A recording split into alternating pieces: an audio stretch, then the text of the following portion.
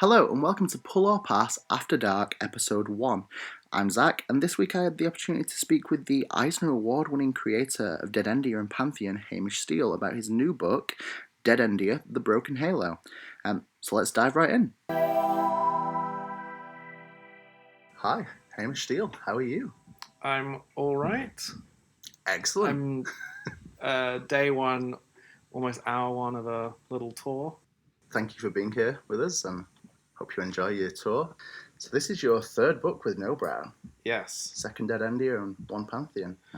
Yeah. No matter what book I'm talking about, I always introduce it as my third book. That way everyone knows I have three. That's a good way of doing it. Yeah. Yeah. It's a sequel to the first Dead Endia, which, so as the first Dead Endia was a reprint of previous releases. Yes, this is actually my first original book with No Brow. It's the first one which isn't a reprint. Yeah. The first Dead Endia was much closer to what I had originally made. But Pantheon was that was all coloured in, and I added several chapters and blah blah blah. And that was exciting because I actually got to write it with them. I got a script editor for the first time, and yeah. How does it feel working on new content then, rather than work you'd already completed, essentially? Well, it's actually the first new Dead Endia content in even longer, because I started the webcomic, I think, in 2014. It's quite a few years now. Yeah.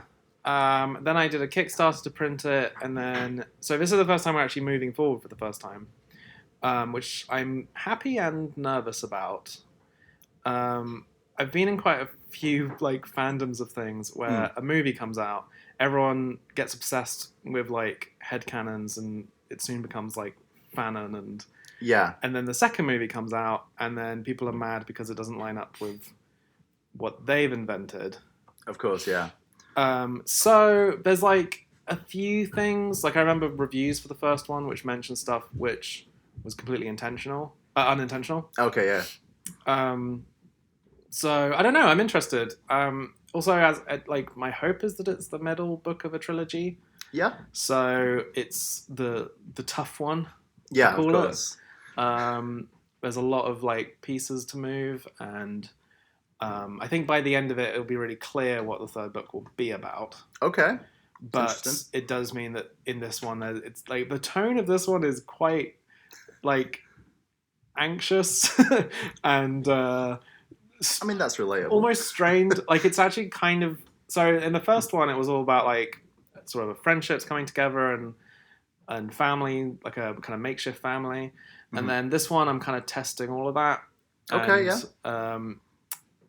It's a little, we sort of go into falling out and misunderstanding and lying to each other, and it's a bit... The classic middle of a trilogy. Yeah. But that's fun. It's fun in its own way. Yeah. Yeah. Yeah, that sounds really interesting. I'm looking forward to reading that. So, any other upcoming projects after Dead Endia 2? I know it's fairly new and it's today, but, but what's next for Hamish? Well, a lot of things are secret.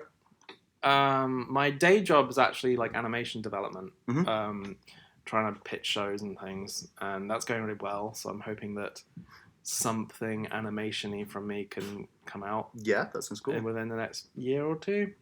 In terms of books, it's not been officially announced, but I've teased very heavily that I'm doing a Pantheon 2. Okay. Based on Norse mythology. Which is set of gods. Yeah, it's fun, and I'm finding quite hard in its own way. I've suddenly realised that everything's funnier when it comes out of a bird head. Wow. And just coming out of some dude is not quite as funny. But and also just the myths themselves are a little tougher to adapt. Yeah.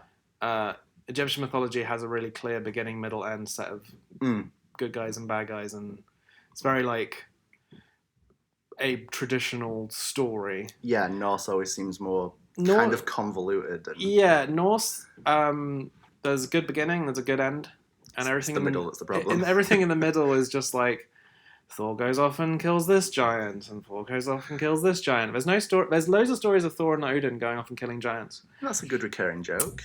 But if nothing else, there's no stories of giants doing anything to harm any gods ever unprovoked. I mean, that just seems mean now. Just Yeah, so that's interesting. I'm like, the theme of that would be that Odin gets this like premonition of Ragnarok and the end of all things, and is like all of his decisions are based on paranoia and like scapegoats and fears and things like that. So it's coming together. I don't actually know when that comes out. Yes, but yeah. And I don't know. I really like Pantheon and Dead Endia, but I definitely want to do other things, not in that world. Unfortunately, both of them have quite different, like, they're very different. Yeah, very, very different books. So I have kind of like people. I think I'm probably making too much out of this, but I have this fear that people expect really wildly different things from me.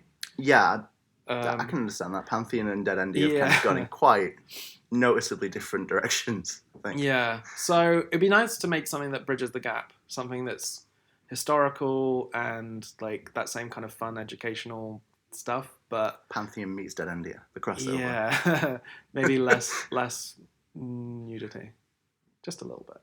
I mean, it's a challenge within itself, isn't it? Yeah. So just to wrap up then, what's your elevator pitch for Dead Endia 2? Well, it's actually significantly about an elevator, which is quite useful. There are 13 planes of existence, and war is brewing between them. Okay. And trapped in the middle, on one of the planes, aka Earth, are a bunch of friends whose main concern is their friendships and if they like each other. And they seem to be at the middle of a whole war for the cosmos. Okay. But one of them is just like trying to keep their relationship on track. And there's gods and demons and angels and monsters and magic and a demon wrestling federation. Already heavily invested. Yeah, and it's about talking, not avoiding hard conversations. That sounds great. Yeah. Well, I'm looking forward to reading it, and thank you for being with us here today. No problem. Thank you. Once again, I'd just like to thank Hamish for joining us during his signing tour for Dead Endia: The Broken Halo. And I'd like to thank Anthony and Travelling Man Manchester for helping us to arrange this meeting and allowing us to use the shop to hold the interview. We're hoping to bring you more After Dark episodes in the future with bonus content and interviews with other special guests. So do let us know if you enjoyed this episode through our Facebook group, which is Pull or Pass Radio Show, or on Twitter at Pull or Pass. And that brings us to the end of the first episode of Pull or Pass After Dark. I've been Zach. Thank you for listening.